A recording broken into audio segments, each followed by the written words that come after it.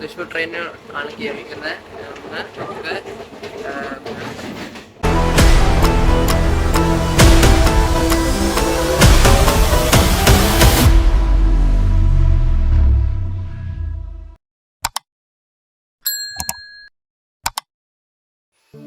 ഇന്നത്തെ vlogging video നമ്മൾ ചെയ്യാൻ പോകുന്നത് ഗുരുവായൂർ ക്ഷേത്രമാണ്. കൂടാതെ ഇന്ന് മറ്റൊരു പ്രത്യേകതയും ഉണ്ട്. ഇന്ന് എൻ്റെ അനുജത്തിയുടെ ഡാൻസിൻ്റെ അരങ്ങേറ്റവും കൂടെയാണ്. ഇന്ന് വൈകുന്നേരം 5:10 അരങ്ങേറ്റം. അങ്ങനെ ഞാൻ രാവിലെ തന്നെ ചെങ്ങന്നൂരിൽ നിന്നും തൃശ്ശൂരിലോട്ടുള്ള പാലരുവി എക്സ്പ്രസ്സിലേക്ക് പുറപ്പെട്ട് അതിവിടെ തൃശ്ശൂരിൽ ഇറങ്ങുകയും അവിടെ നിന്ന് ഗുരുവായൂർ ക്ഷേത്രത്തിലേക്കുള്ള പാസഞ്ചറാണ് ഞങ്ങൾ പോയിരുന്നത്. രാവിലെ തന്നെ ചെങ്ങന്നൂരിൽ നിന്നും ട്രെയിൻ കയറുമ്പോൾ തന്നെ നമുക്ക് യാത്രക്കാരുടെ തിരക്കാണ് കാണുന്നത്. എന്നാൽ തിങ്കളാഴ്ച ആയതുകൊണ്ടും ജോലിക്ക് പോകുന്നവരുടെ തിരക്കാണ് നമുക്ക് അനുഭവപ്പെട്ടത്. കുറേ നേരം സീറ്റ് ലഭിക്കാതെ നിൽക്കേണ്ടി വന്നു. അത് വേറെ അവസ്ഥ.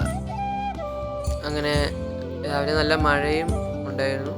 അങ്ങനെ ട്രെയിൻ കടന്ന് നമ്മൾ ആലുവയും കഴിഞ്ഞ് മുന്നോട്ട് പോവുകയാണ്. ഇന്നെനിക്ക് അതിയായ സന്തോഷമുണ്ട്. കാരണം എൻ്റെ അനുജത്തിയുടെ ഡാൻസ് പെർഫോമൻസ് എനിക്ക് നേരിട്ട് കാണാനുള്ള ഒരവസരം ലഭിച്ചിരിക്കുകയാണ്. ഇതുവരെ കഴിഞ്ഞ വീഡിയോസെല്ലാം ഞാൻ തമിഴ്നാടിൻ്റെ പശ്ചാത്തലമുള്ള വീഡിയോസാണ് ചെയ്തത്. ഞാൻ ആദ്യമായാണ് കേരളത്തിലെ പശ്ചാത്തലമാക്കി ഒരു വ്ളോഗ് ഇറങ്ങുന്നത്. കൂടാതെ എനിക്ക് ഏറെ ഇഷ്ടമുള്ള കൃഷ്ണനെ, ഗുരുവായൂരപ്പനെ കാണാനുള്ള അവസരവും എനിക്ക് ലഭിച്ചിരിക്കുകയാണ്. അങ്ങനെ തൃശ്ശൂർ നമ്മൾ റെയിൽവേ സ്റ്റേഷനിൽ എത്തുകയും അവിടെ നിന്ന് ഫുഡും കഴിച്ച് ഗുരുവായൂരിലേക്കുള്ള ട്രെയിന് കയറുകയും ചെയ്തു. ഗുരുവായൂർ ക്ഷേത്രം ഒരു അത്യന്തം പുരാതനവും വിശിഷ്ടവുമായ ക്ഷേത്രമാണ്. ക്ഷേത്രത്തിലെ പ്രതിഷ്ഠാ വിഗ്രഹം ദ്വാരകയിൽ നിന്നും ഗുരുവായൂർ വായു ഭഗവാനും ചേർന്ന് കൊണ്ടുവന്ന് ഇവിടെ സ്ഥാപിച്ചുവെന്ന് പുരാണങ്ങൾ പറയുന്നു. അതിനാലാണ് ഈ സ്ഥലത്തിന് ഗുരുവായൂർ എന്ന പേരായത്. പ്രധാന പ്രത്യേകതകൾ: ക്ഷേത്രത്തിലെ കൃഷ്ണൻ എന്ന പാടുന്നവൻ ദേവസഹനമായ ഉണ്ണിക്കണ്ണൻ എന്ന രൂപത്തിൽ. ഏറെ ഭക്തിപൂർണമായ വഴിപാടുകൾ, പൂജകൾ, ഉത്സവങ്ങൾ എന്നിവയാണ് ഈ ക്ഷേത്രത്തിൽ ആകർഷണം.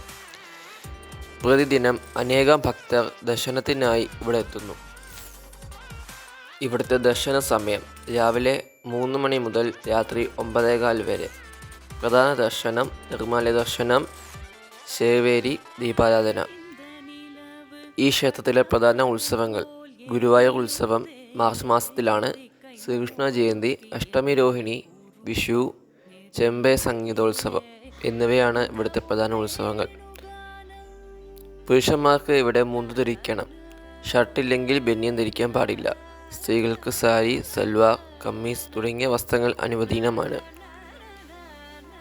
പൂനത്തൂർ കോട്ട ക്ഷേത്ര ആനകളെ നോക്കുവാൻ പറ്റുന്ന പ്രധാനമായ സ്ഥലമാണ്. ഭക്തർ ആനകളെ പ്രതിഷ്ഠിക്കാൻ വഴിപാടായും ചെയ്യുന്നുണ്ട്. ഇവിടുത്തെ പ്രധാന ചടങ്ങുകളും ഉത്സവങ്ങളും: നിലവിളക്ക് രാവിലെ 3 ദർശനം തുടങ്ങും. വലിയ തിരക്കാണ് സാധ്യമാവുക. ഉച്ചപൂജ ഏകദേശം രാവിലെ 11:30 തൊട്ട് 12 മണി വരെ. ദീപാരാധന വൈകിട്ട് ദൈവത്തെ വിളക്കുകളാൽ അലങ്കരിച്ചാണ് ആരാധന നടത്തുന്നത്. ശ്രീവേലി ക്ഷേത്രത്തിലെ ഏറ്റവും പ്രശസ്തമായ ശാഖാ മേള പ്രദർശനമാണ്. ആനയെ മൊത്ത് മൂർത്തിയെ നടയിൽ പരിക്രമണം ചെയ്യുന്നു.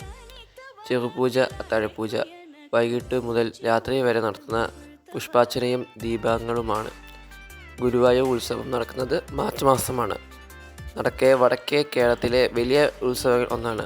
കുതിര, ആനകളുടെ പറമ്പ്, പൂരം, മേളങ്ങൾ ഉൾപ്പെടുന്നു.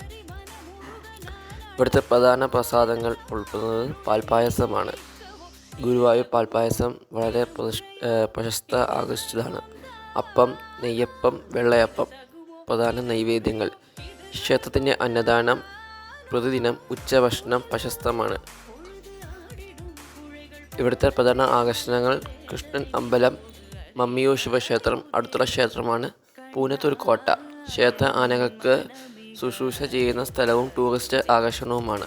മേളപ്പറമ്പ് മേളവും പൂരവും കാണാൻ പറ്റുന്ന സ്ഥലവുമാണ്.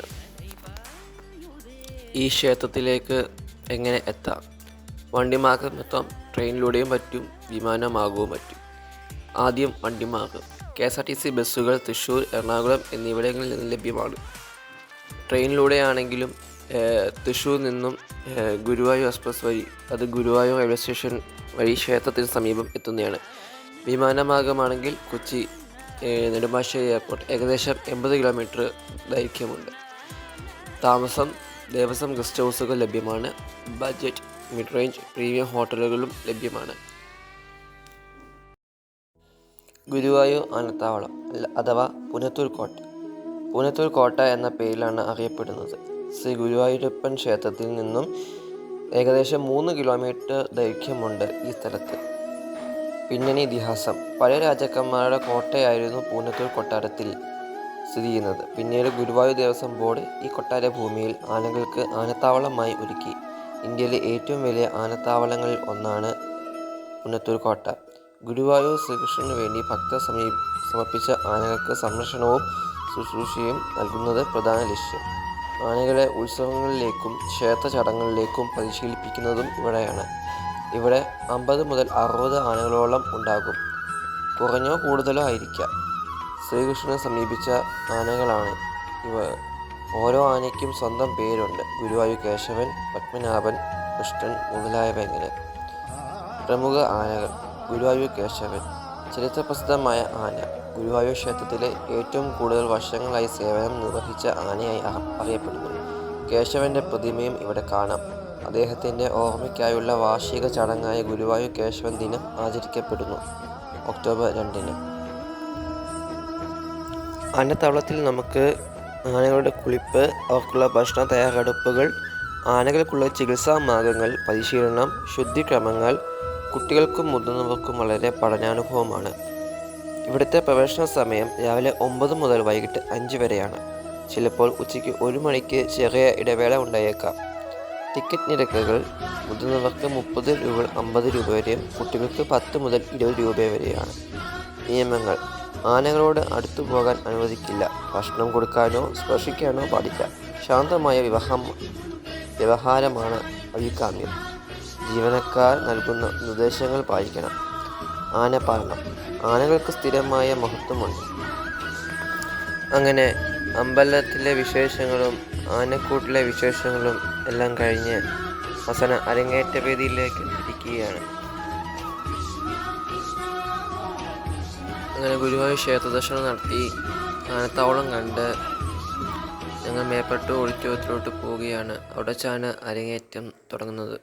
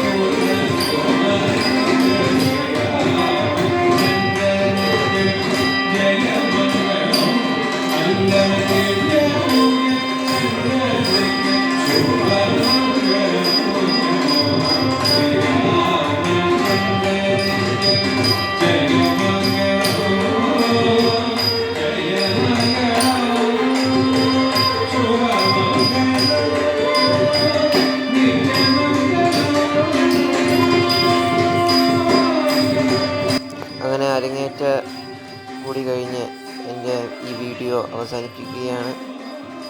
അങ്ങനെ എൻ്റെ തൃശ്ശൂർ വ്ലോഗായ ഗുരുവായൂർ ക്ഷേത്രത്തിലെ വ്ലോഗിങ് കഴിഞ്ഞു. എല്ലാവരും ഇന്ന് സപ്പോർട്ട് ചെയ്ത എല്ലാവർക്കും നന്ദി.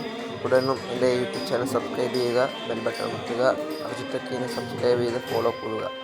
Thank you.